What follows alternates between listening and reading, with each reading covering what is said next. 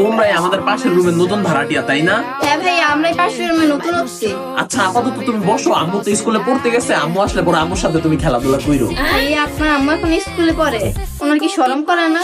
শরম করবো কেন? 12 বছর বয়সে স্কুলে পড়বো নাকি ভার্সিটিতে পড়বো? আপনার আম্মুর বয়স মাত্র 12, এটা কি আপনার আপন না? হ্যাঁ, আপনি তো এই পাগল, আম্মু তো আমার ছোট বোনের নাম, ওই স্কুলে পড়তে গেছে।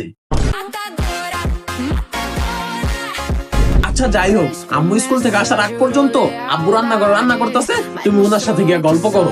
আব্বু রান্না করতেছে, কিন্তু আমি তো আপনাদের রান্নাঘরে একটা মহিলা দেখলাম। হ্যাঁ, তুমি ঠিকই দেখছো, রান্নাঘরে যে রান্না করতেছে ওইটাই তো আমার আম্মু, আর আমার আম্মুর নামই হলো আব্বু। আচ্ছা যাই হোক, তুমি একটা মিনিট দাঁড়াও, বিছনাটা একটু ভালো করে গোছাই। দাঁড়ান আসবো তো, ওই এসে আবার বিছনা আইলানি পাইলে চিল্লাচিল্লি করো ঘরের ভিতর। ভাইয়া দারোয়ান কি লাগবে? দারোয়ান কি আপনার কিছু লাগে? লাগে মানে? দাঁড়ান তো আমার আপন বড় ভাই। ভাইয়া, গেটের সামনে যে দারোয়ান দেখলাম, ওই তো বুড়া, ওই আপনার আপন বড় ভাই কেমনে হয়? হেই, তুমি তো পাগল নাকি? গেটের ওই বুইরা দাঁড়ানোর কথা কইছি আমি? দাঁড়ান তো আমার বড় ভাইয়ের নাম, ওই আঙ্গ ঘরে আইবো।